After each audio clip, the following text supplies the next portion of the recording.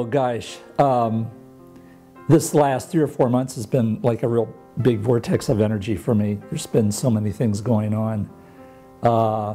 As big a time in my life as I think I can remember, and I've had some really major turning points in my life, but this feels like really a significant sort of shift in my energy.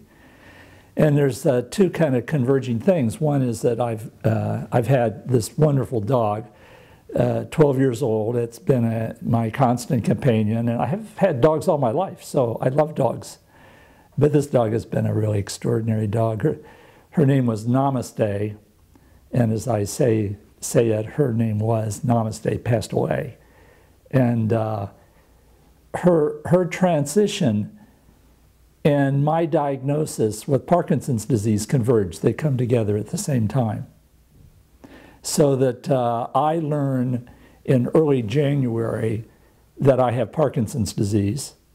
I actually learn when the diagnosis is made that I've had it at least for 1.5 years prior to that. I had a trembling in my hand, and my general practitioner diagnosed it as just a tremor and something that could go away, probably as a result of some exertion. I did a long automobile drive, and the next morning I woke up with a tremble.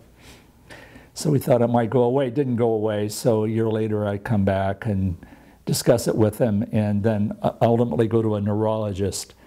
Well, the really cosmic joke is that the very moment I'm going to my neurologist, there's something that happens with my dog, and our veterinarian says, I think you need to get Namaste to a neurologist. So both Nami and I are within an interval of just weeks or days seeing neurologists, a veterinarian neurologist, and then my doctor neurologist.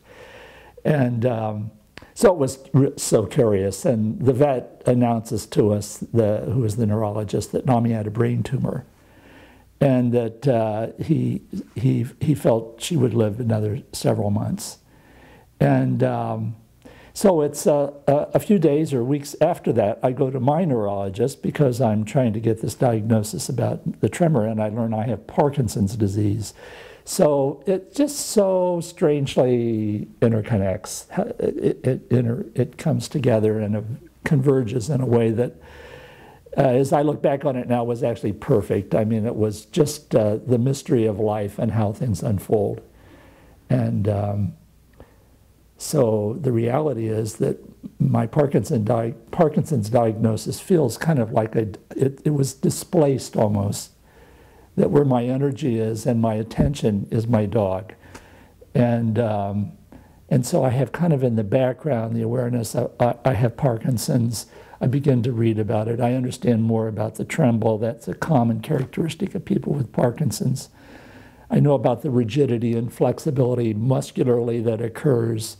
There's lots of different ramifications of Parkinson's, and actually my wife Kipra does a lot of the research, and I'm keeping my focus on my dog. So over the course of that 3 months, Namaste, first of all, went blind, and then she lost her other senses. She couldn't smell, and she couldn't hear, but she functioned actually well as long as I was attentive to her. So she needed to be taken out all through the night, and all through the day she required constant attention. And I gave her that attention. I was just completely devotional to her.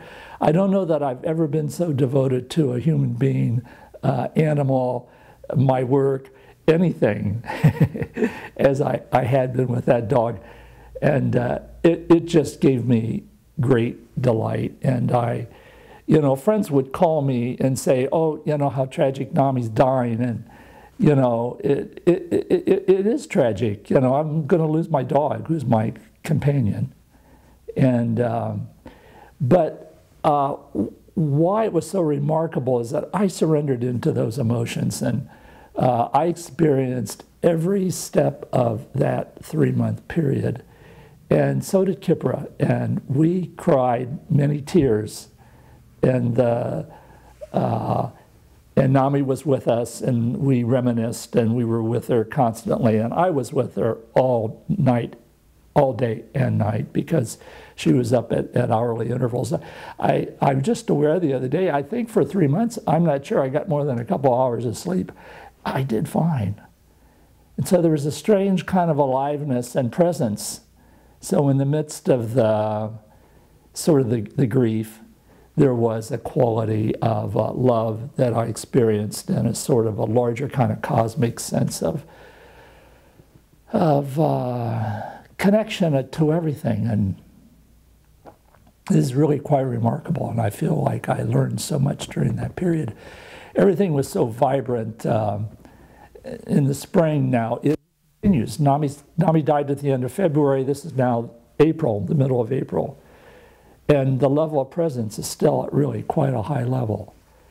And everything is more vivid. I'll hear lyrics of songs, and in a way I'd never heard them before. Or I'll experience my connection with my friends and family in a different way. So in a way, I felt that my whole journey with Namaste was prophetic. That there's a way in which Nami kind of opens the door and provides some guidance to me about, in a mysterious, strange way, about how I enter into my Parkinson's.